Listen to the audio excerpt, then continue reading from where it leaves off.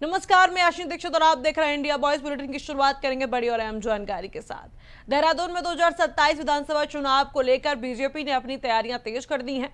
गढ़वाल संभाग की सांसद और विधायक बैठक जीत की हैट्रिक के संकल्प के साथ संपन्न हुई है। बताते चले कि बैठकों में पार्टी ने आगामी चुनाव को लेकर संगठनात्मक रणनीति पर विस्तार से चर्चा की है और सभी विधानसभाओं के लिए चुनावी दृष्टि से रणनीति को अंतिम रूप दिया है। बताते चले कि भारतीय जनता पार्टी नेताओं ने विकास और जन कल्याण से जुड़े कार्यों को आगे बढ़ाने के साथ संगठन को और मजबूत करने पर जोर दिया है। बैठक में आने वाले दिनों में बूथ स्तर तक संगठन की सक्रियता बढ़ाने, कार्यकर्ताओं के बीच बेहतर समन्वय और सरकार की योजनाओं को जनता तक पहुंचाने की रणनीति पर भी चर्चा हुई है। पार्टी का लक्ष्य 2027 के विधानसभा चुनाव में लगातार तीसरी बार जीत हासिल करना है और बीजेपी नेतृत्व ने सांसदों और विधायकों को चुनावी तैयारियों में जुटने और संगठन को मजबूत करने के निर्देश दिए हैं।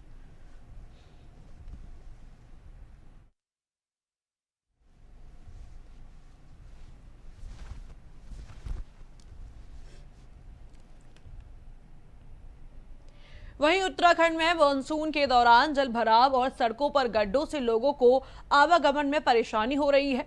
देहरादून में कई प्रमुख सड़कों की हालत खराब है और बड़े गड्ढों से हादसों का खतरा बना हुआ है। मुख्यमंत्री पुष्कर सिंह धामी ने प्रदेश की सड़कों को गड्ढा मुक्त कराने के निर्देश दिए हैं। जिलाधिकारी डॉक्टर आशीष चौहान के मुताबिक लगातार बारिश के कारण ब्लैक टॉपिंग संभव नहीं हो पा रही है। 15 जून के बाद पीडब्ल्यूडी ने कई जगह पैच वर्क कराया है और अभी भी निगरानी जारी है। शिकायतों के आधार पर प्रभावित स्थानों पर वैकल्पिक इंतजाम किए गए हैं। कई जगह गड्ढों को भरने के लिए अस्थायी तौर पर आपको बता दें कि इंटरलॉकिंग टाइल्स लगाई गई हैं। जिलाधिकारी ने कहा कि बारिश थमते ही युद्ध स्तर तक पैच वर्क और सड़क सुधार शुरू किया जाएगा। प्रशासन ने 15 अक्टूबर तक काम पूरा करने का लक्ष्य रखा है।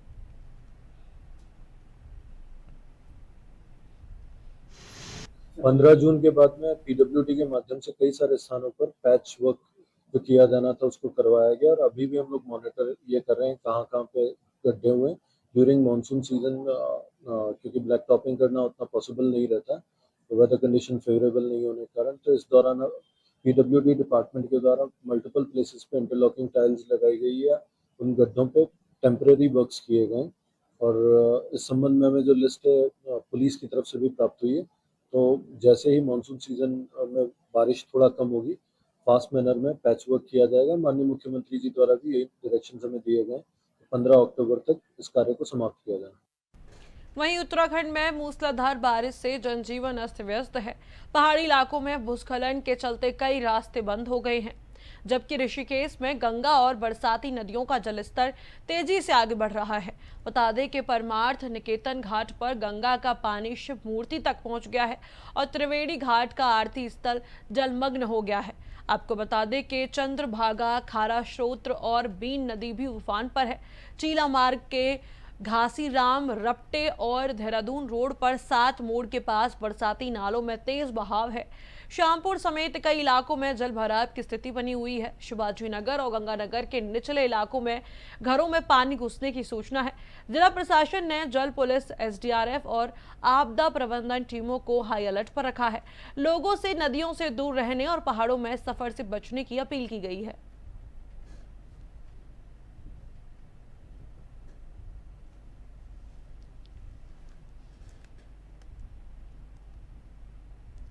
वहीं नैनीताल की माल रोड की बदहाल स्थिति को लेकर सरकार और प्रशासन की मुश्किलें बढ़ती हुई नजर आ रही हैं। आपको बता दें कि नयना देवी व्यापार मंडल अध्यक्ष पुनीत टंडन ने सड़क की मरम्मत की मांग को लेकर गांधीवादी तरीके से आंदोलन शुरू किया है। माल रोड पर लेटकर विरोध करने के बाद उन्होंने व्यापारी, सामाजिक संगठनों, होटल, रेस्टोरेंट संचालकों, टैक्सी और बाइक यूनियन समेत विपक्ष पर भी समर्थन मिल रहा है। आंदोलन के दबाव में सड़क के काम में कुछ तेजी आई है, लेकिन पुनीत टंडन सड़क दुरुस्त होने तक धरना खत्म करने की तैयारी में है। आपको बता दें कि विधायक नैनीताल ने उन्हें समझाने की कोशिश की, लेकिन बात नहीं बनी। सवाल ये भी है कि नंदा देवी मेले के बाद ही सड़क की मरम्मत पूरी हो पाएगी। लंबे समय से अधिकारियों के निरीक्षण के बावजूद काम पूरा नहीं होने पर प्रशासन की कार्यशैली पर भी सवाल उठ रहे हैं। इसमें पूर्व में एजेंसी ने जो काम किया था वो काम टिक नहीं पाया।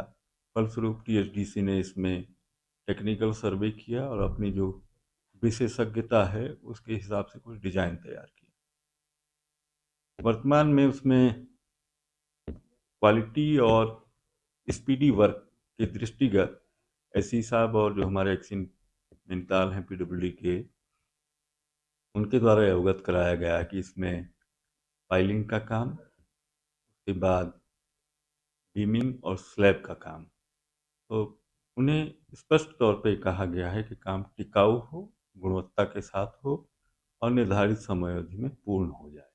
सब सही है, मेंटेन है। थोड़ा बहुत तो लगता ही है जैसे जैसे समय निकलता है, लेकिन सबका साथ है। आज मार्शा जी आई हैं, कांग्रेस की यूथ सेक्रेटरी हैं। आई थिंक मेरा तो ये मकसद है यूथ के लिए ही है, नैनीताल के भविष्य के लिए है।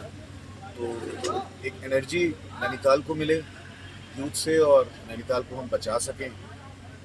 तो इसमें इस तरह के साथ आने से और इस तरह के सपोर्ट से ना ही मुझे बल्कि शहर को भी एक नई ऊर्जा मिलेगी और मुझे उम्मीद है कि जो प्रयास मेरा है वो भविष्य यूथ का जो हम प्रयास बचाने का कर रहे हैं उसमें कामयाबी मिलेगी और नैनीताल का भविष्य उज्जवल होगा, जो यूथ के हाथों में है, यंगस्टर्स के हाथों में। अगली पीढ़ी के लिए ये लड़ाई है, उम्मीद है जीतेंगे, लगे हुए हैं, प्रयास जारी है। वहीं सितारगंज कोतवाली पुलिस ने साइबर सेल की मदद से 10 लोगों के खोए हुए फोन आपको बता दें कि बरामद कर उनके चेहरों पर मुस्कान लौटा दी है। बताया गया कि अलग अलग समय पर इन लोगों के मोबाइल फोन गिर गए थे या कहीं छूट गए थे। मोबाइल गुम होने की जानकारी लोगों ने सितारगंज कोतवाली पुलिस को दी है। शिकायतों को गंभीरता से लेते हुए पुलिस ने साइबर सेल की सहायता से मोबाइल फोन की तलाश शुरू की और सभी 10 फोन बरामद कर लिए। इसके बाद मोबाइल के असली मालिकों को कोतवाली बुलाया गया। कोतवाल सुंदरम शर्मा ने अपने हाथों से सभी लोगों को उनके मोबाइल वापस किए हैं। लंबे समय बाद अपना फोन वापस पाकर लोगों के चेहरे खिल उठे। मोबाइल मालिकों ने पुलिस और साइबर सेल की कार्रवाई की सराहना करते हुए पूरी टीम का धन्यवाद किया। पुलिस की इस पहल से लोगों में खुशी का माहौल है।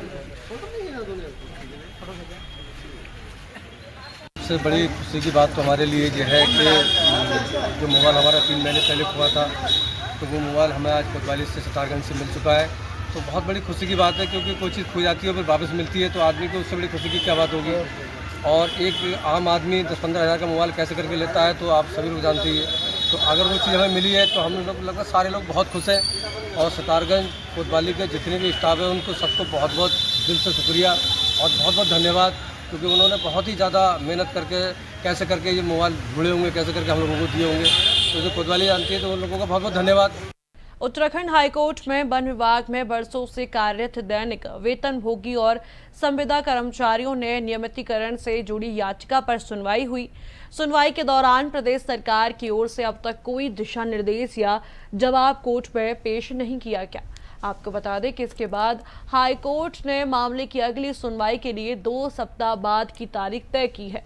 याचिकाकर्ता पृथ्वी सिंह राणा और अन्य ने प्रदेश सरकार की नियमितीकरण नियमावली 2025 को चुनौती दी है। आपको बता दें कि नियमावली के तहत 4 दिसंबर 2018 तक 10 वर्ष की सेवा पूरी कर चुके कर्मचारियों को नियमिती करने का प्रावधान है। याचिका में इसे कट ऑफ डेट को रद्द कर नई नियमावली को आधार बनाने की मांग की गई है। आपको बता दें कि याचिकाकर्ताओं का कहना है कि इससे वर्षों से विभाग में सेवाएं दे रहे संविदा कर्मचारियों को नियमितीकरण का लाभ मिल सकेगा। याचिका थी जो कि डेली वेजर और कॉन्ट्रैक्ट वर्कर्स की नियमावली है रेगुलाइजेशन की, जो कि 2011 की थी। फिर वो 2013 में अमेंड हुई थी, जिसमें 11 में उसमें 10 साल थे कि रेगुलाइजेशन के लिए, उसको फिर 13 में इन्होंने 5 साल किया। एंड देन फिर 2013 की नियमावली चैलेंज हुई कोर्ट में कि 5 साल को फिर से 10 किया जाए। तो वो 2022 में जजमेंट आया चीफ जस्टिस का, तो वो फिर से 10 साल हो गया। देन उसके बाद 2025 में फिर से वो नियमावली अमेंड हुई जिसमें ये कहा गया है कि जिसको 4 दिसंबर 2018 तक किसी भी श्रमिक को अगर 10 वर्ष पूर्ण हो जाते हैं, सिर्फ उसी का रेगुलराइजेशन होगा, जो कि बिल्कुल खिलाफ है, जो कि प्रिंसिपल ऑफ नेचुरल जस्टिस है या आर्टिकल 14 है, उन सब के अगेंस्ट है। तो हमने यही चैलेंज किया है कि जो कट ऑफ डेट है 4/12/2018 उसको क्वैश किया जाए। वहीं अब बात करेंगे देहरादून के बसंत विहार थाना क्षेत्र में देर रात पुलिस और बदमाश के बीच हुई मुठभेड़ की।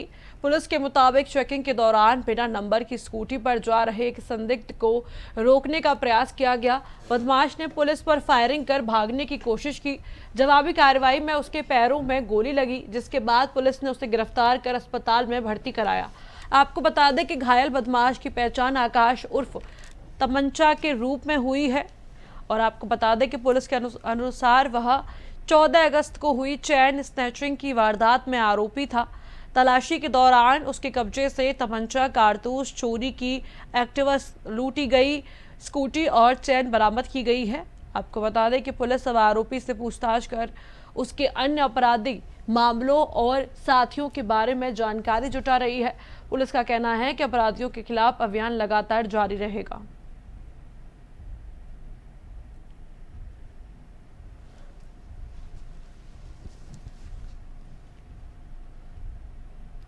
वहीं केंद्रीय गृह मंत्री अजय टम्टा अपने संसदीय क्षेत्र अल्मोड़ा के दौरे पर हैं। अल्मोड़ा सर्किट हाउस में उन्होंने स्थानीय लोगों से मुलाकात की और उनकी समस्याएं सुनी। इस दौरान मीडिया से बातचीत में अजय टम्टा ने वंदे मातरम को लेकर विपक्ष पर निशाना साधा। उन्होंने कहा कि राष्ट्रगान के बाद वंदे मातरम गीत को मान्यता मिलने से देश में नई ऊर्जा का संचार हुआ है। टम्टा ने कहा कि स्वतंत्रता संग्राम के दौरान वीर सेनानियों ने वंदे मातरम के घोष और ऊर्जा के साथ देश की आज़ादी के लिए संघर्ष किया था। उन्होंने दावा किया कि प्रधानमंत्री नरेंद्र मोदी के नेतृत्व में वंदे मातरम को सम्मान मिला है। केंद्र राज्य मंत्री ने विपक्ष पर राष्ट्र भावनाओं के साथ खिलवाड़ करने का आरोप लगाया।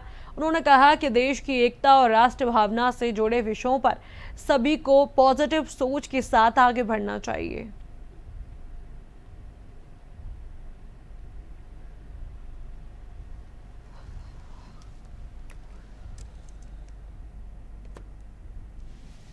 वंदे मातरम हमारे सभी वीर स्वतंत्रता संग्राम सेनानियों ने जिस कूच के साथ भारत माता को आज़ाद करने के लिए इसी वंदे मातरम के माध्यम से हमेशा एकजुट होकर के एक शक्ति बनकर, एक ताकत बनकर, एक अंदर के अंदर स्वबल उस पर एक शक्ति प्रदान होती थी। और इस प्रकार से वंदे मातरम को पूरे देश भर के अंदर लागू किया गया है, जिससे कि सभी देशवासी अपने, क्योंकि एक प्रकार से जिस प्रकार का राष्ट्रगान को सम्मान है, उसी प्रकार से वंदे मातरम के लिए भी सम्मान है। विपक्ष के लोगों का लगातार इसी प्रकार से व्यवहार रहा है, हमेशा राष्ट्र भावनाओं का आदर कभी नहीं करना। और आपने देखा ही है, जब उनकी सरकारें भी रहती थी, जिस प्रकार से राष्ट्रहित के कार्य होते थे, उनके चीज़ों को फाड़ के फेंक देना, तो ये उनकी भावनाएं रही है। तो इसलिए अभी तो वो विपक्ष में ही है और हमेशा हर बात को विपक्ष जैसी भावनाओं में ले लेते हैं। वहीं राजधानी देहरादून में डेंगू के बढ़ते मामलों को देखते हुए स्वास्थ्य विभाग ने निगरानी और रोकथाम तेज कर दी है। बता दें कि सीएमओ डॉक्टर मनोज कुमार शर्मा के अनुसार जिले में अब तक 77 लोग डेंगू से संक्रमित पाए गए हैं और आपको बता दें कि उनमें से 39 मरीज देहरादून और 38 अन्य जिलों के हैं। फिलहाल 16 एक्टिव केस अस्पतालों में भर्ती हैं और सभी की स्थिति सामान्य बताई गई है।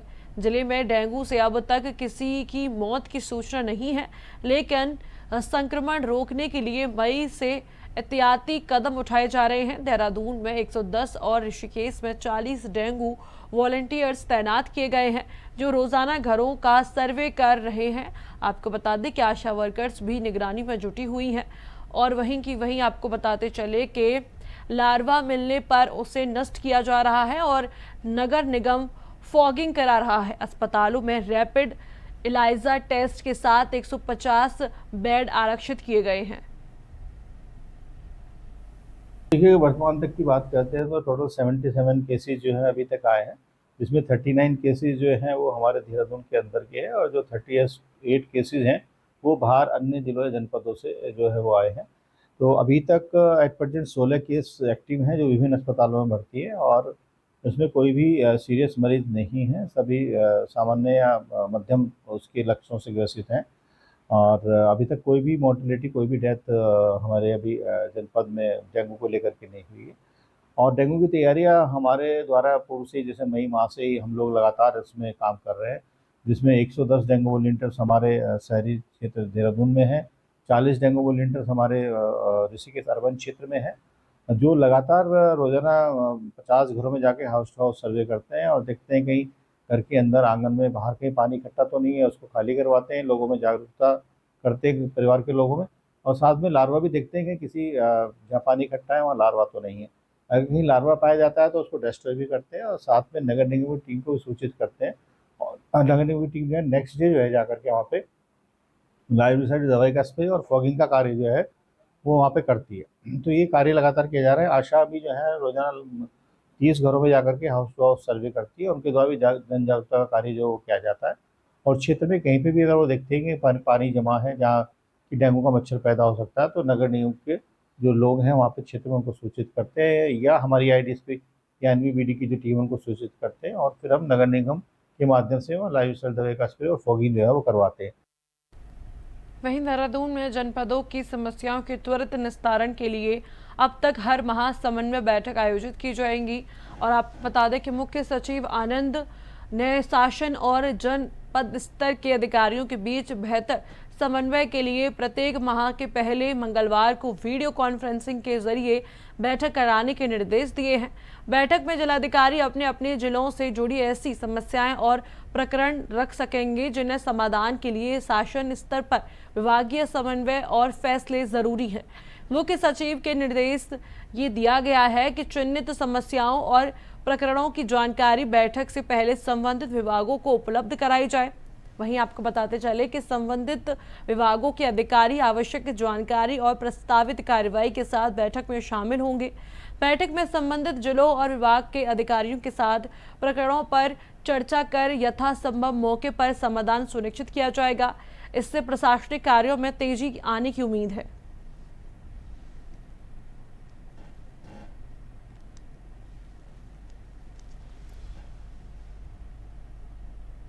देहरादून में केदारनाथ यात्रा व्यवस्थाओं को लेकर सरकार लगातार निगरानी कर रही है।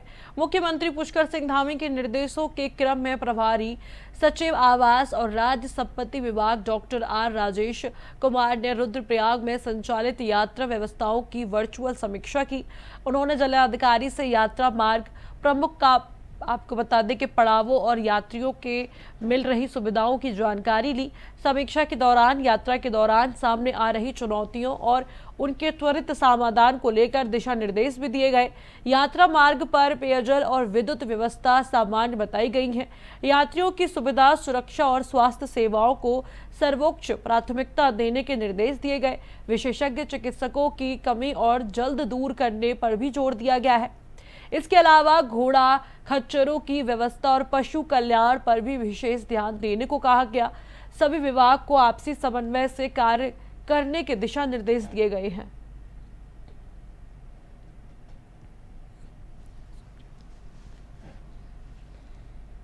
रुद्रप्रयाग के गुप्तकाशी क्षेत्र में सेमी भैसारी गांव के पास एक मोटरसाइकिल आउट ऑफ कंट्रोल होकर गहरी खाई में जा गिरी। बाइक पर 3 लोग सवार थे जो हादसे में घायल हो गए। घटना की सूचना आपातकालीन नंबर 112 के जरिए पुलिस को मिली।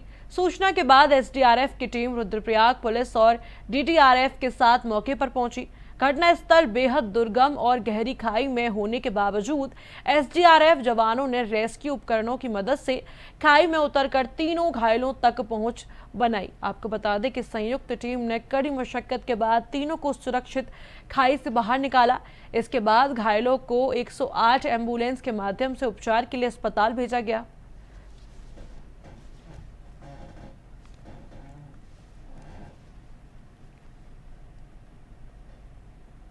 फिलहाल इस बुलेटिन में इतना ही। आप देखते रहिए इंडिया वॉइस।